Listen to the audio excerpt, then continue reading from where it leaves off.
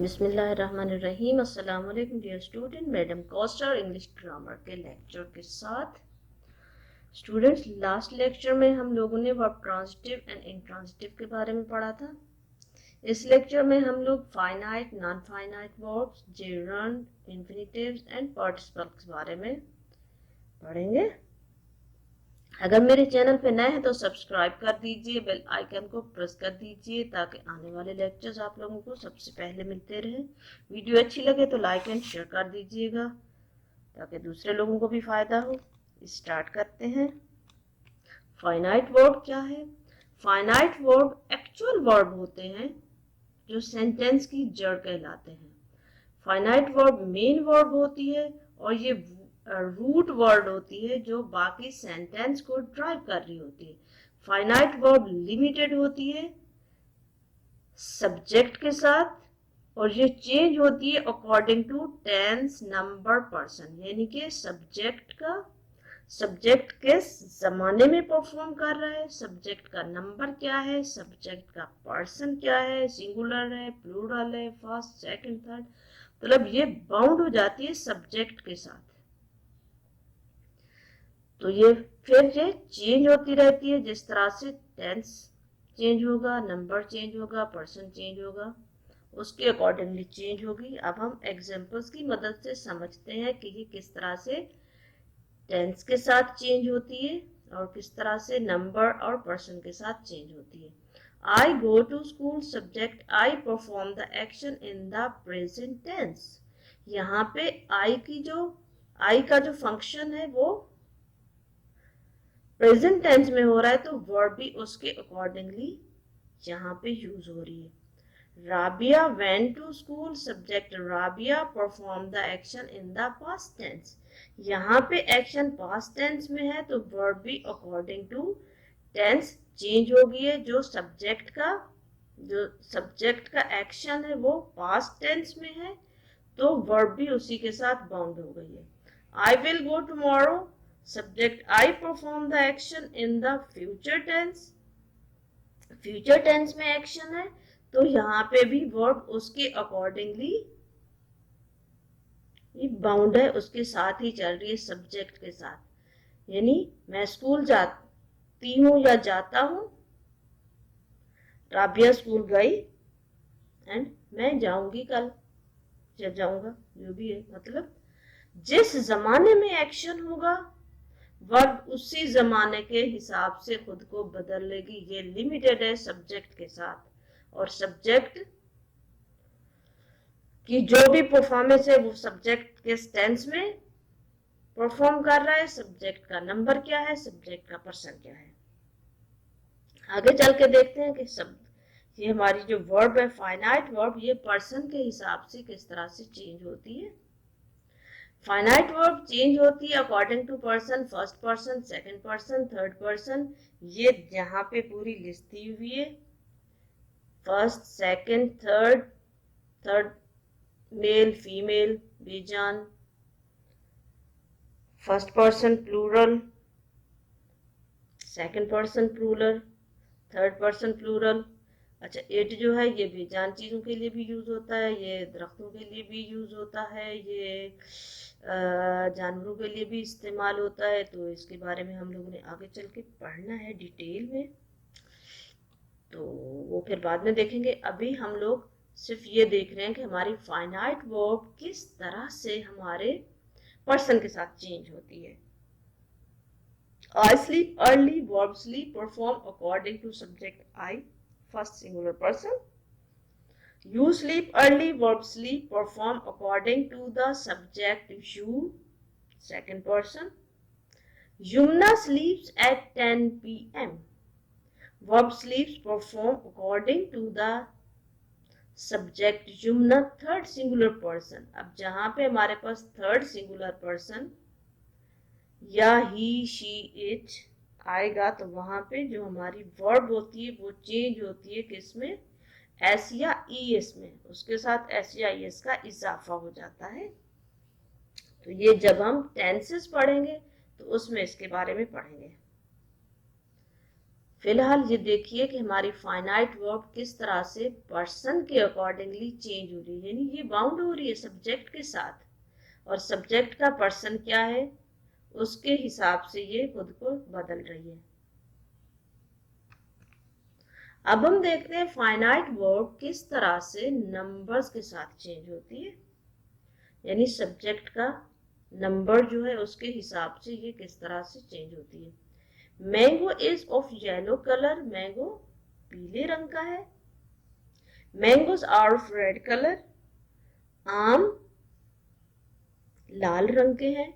आम पीले रंग का है, आम लाल रंग के है। मैंगो यानी सिंगुलर सब्जेक्ट है तो वर्ब भी उसके अकॉर्डिंगली चेंज हो रही है, एंड सब्जेक्ट प्लूरल है तो उसके अकॉर्डिंगली वर्ब चेंज हो रही है।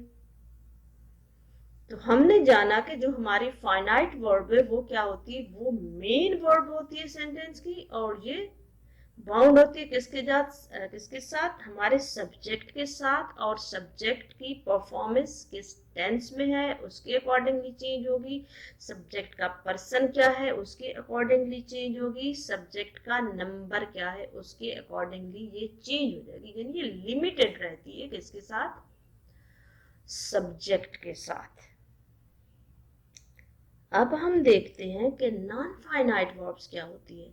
Non finite verbs actual verbs नहीं होती हैं, और ये चेंज भी नहीं होती टेंस, नंबर, पर्सन, यानी इसका सब्जेक्ट से कोई ताल्लुक नहीं होता।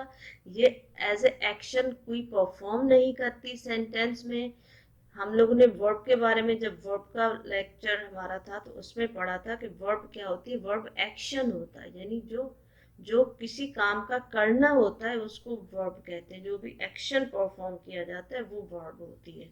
इसका लिंक मैं आप लोगों को दे दूंगी, इंग्लिश के जितने भी मेरे पास ग्रामर की के लेक्चर्स अब तक मैं डिलीवर कर चुकी हूँ, उन सब का वीडियो के डिस्क्रिप्शन में मैं लिंक दे दूंगी। आप लोगों को अगर देखना हो तो उसमें से देख लीजिएगा। उसमें नाउन भी है, प्रोनाउन भी है, वर्ब की भी काफ़ी सारी जो है ना टाइप्स या काइंड्स आ चुकी हैं। बहरहाल तो ये जो हमारी नॉन फाइनाइट वर्ब होती है ये वर्ब के तौर पे यूज ही नहीं होती, और इसका जो होता है सेंटेंस में कोई एक्शन नहीं होता। ये एज अ नाउन यूज होती है, प्रोनाउन यूज होती है, ये एज अ क्या कहते हैं एडजेक्टिव एडवर्ब के तौर पे यूज होती है। सब्जेक्ट ऑब्जेक्ट इस सब इसमें आती है। अब हम देखते हैं कि ये इसकी थोड़ी सी एग्जांपल देख लेते हैं। Running is a good habit, यहाँ पे जो ये हमारी वर्ब है रनिंग, ये एज अ वर्ब यूज नहीं हो रही। I found her home at a walking distance, तो ये वॉकिंग भी यहाँ पे कोई वर्ब का किरदार अदा नहीं हो रहा, यहाँ पे ये कोई एक्शन नहीं दिखा रही। ये क्या है, इसका यहाँ पे क्या काम है, ये किस तरह से यूज हो रही है, ये हम आगे चल के देखते हैं। The sleeping cat is white, तो स्लीपिंग भी यहाँ पे कोई वर्ब नहीं है, कोई एक्शन नहीं है। इन तीनों सेंटेंसेस में जो वर्ब है ये कोई एक्शन नहीं दिखा रही है। Non finite verbs three types की या थ्री काइंड्स की होती हैं, जिरंड, इन्फिनिटिव्स एंड पार्टिसिपल्स।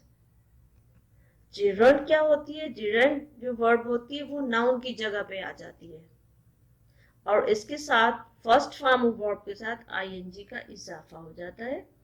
ये as a subject as a object use होती है सेंटेंस में। Writing is an exchange of idea, यहाँ पे फर्स्ट फॉर्म ऑफ वर्ब के साथ आईएनजी का इजाफा कर दिया गया तो ये जेरेंट फॉर्म हो गई, ये जेरेंट वर्ब हो गई। ये कहने के लिए ये जेरेंट वर्ब ही है, बट इसका काम वर्ब का नहीं है, यहाँ पे ये एज अ सब्जेक्ट यूज हो रही है। आई लव कुकिंग, वर्ब के साथ आईएनजी का एडिशन हो गया और यहाँ पे ये एज ए ऑब्जेक्ट यूज हो रही है। तो यहाँ पे कोई वर्ब के तौर पे दोनों सेंटेंसेस में जेरेंट यूज नहीं हो रही, यानी कि ये इसका कोई एक्शन नहीं है। As a subject as object यानी नाउन के तौर पे कह लो इसको, ये यूज हो रही है। इन्फिनिटिव्स, इन्फिनिटिव वर्ब जो होते हैं ये भी मेन वर्ब नहीं होते सेंटेंस के, और इनको क्रिएट करने के लिए टू का इजाफा होता है बेस फॉर्म के साथ। जो वर्ब की बेस फॉर्म होती है उसके साथ टू का इजाफा कर दिया जाता है तो इन्फिनिटिव्स बन जाते हैं, जिस तरह से to walk, to jump, to love. Infinitive जो होते हैं ये नाउन होते हैं, एडजेक्टिव्स एंड एडवर्ब के तौर पे यूज होती है, एंड ये एज अ वर्ब नहीं होती, क्योंकि हमारी जो नॉन फाइनाइट वर्ब्स हैं वो एज अ वर्ब यूज नहीं होते। ये हमने पढ़ लिया है अभी अभी।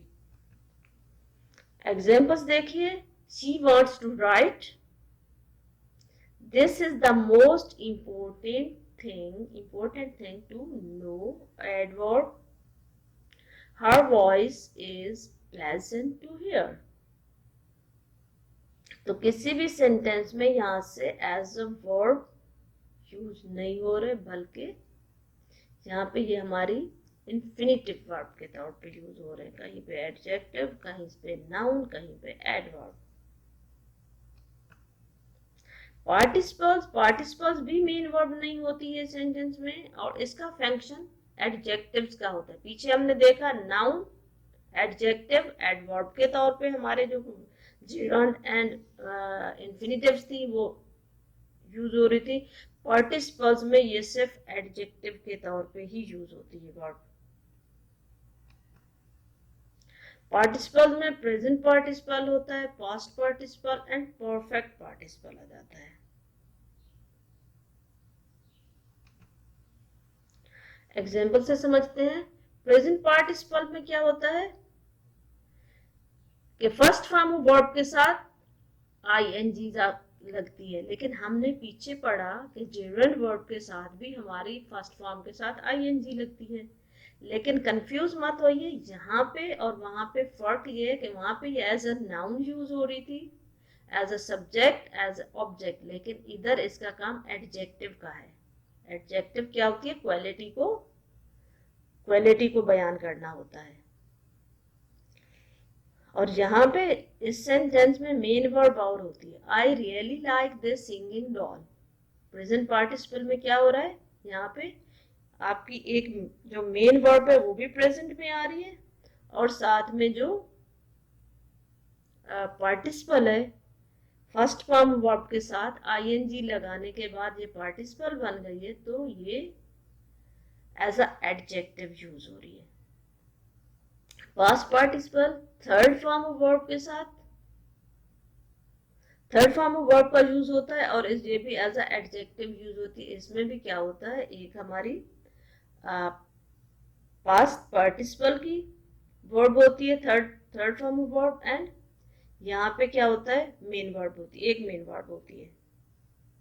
मेन वर्ब भी उसमें मेन वर्ब की भी उसकी थर्ड फॉर्म होती है, एंड जो उसकी पार्टिसिपल की होती है वो भी थर्ड फॉर्म में होती है, बट ये क्या होती है, एज अ एडजेक्टिव यूज हो रही होती है।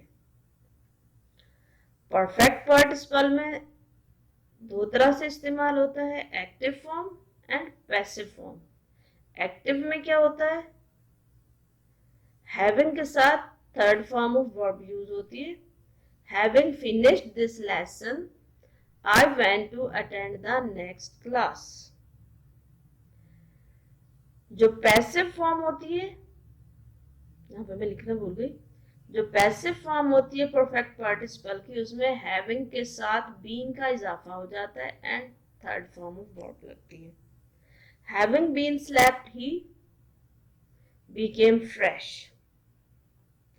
तो स्टूडेंट ये हमारी आज की वीडियो है जिसमें हम लोगों ने फाइनाइट नॉन फाइनाइट वर्ब्स के बारे में डिटेल में पढ़ा है। होप कि आप लोगों को क्लियर हो गया होगा जिरंड क्या होती है, इन्फिनिटिव्स क्या होती हैं, पार्टिसिपल्स क्या होते हैं, फाइनाइट वर्ब क्या होती है, नॉन फाइनाइट वर्ब क्या होती है। फाइनाइट वर्ब वो एक्चुअल वर्ब होती है हमारी, जो कि as a action, as a main verb sentence में यूज होती है। उसके बाद बगैर सेंटेंस मतलब नहीं चल सकता है, ये सेंटेंस को चलाती है। ये जाना हमने। अच्छा, और ये चेंज होती है, ये बाउंड होती है सब्जेक्ट के साथ, सब्जेक्ट के टेंस में, सब्जेक्ट का नंबर क्या है, सब्जेक्ट का पर्सन क्या है, उसके हिसाब से ये चेंज होती है।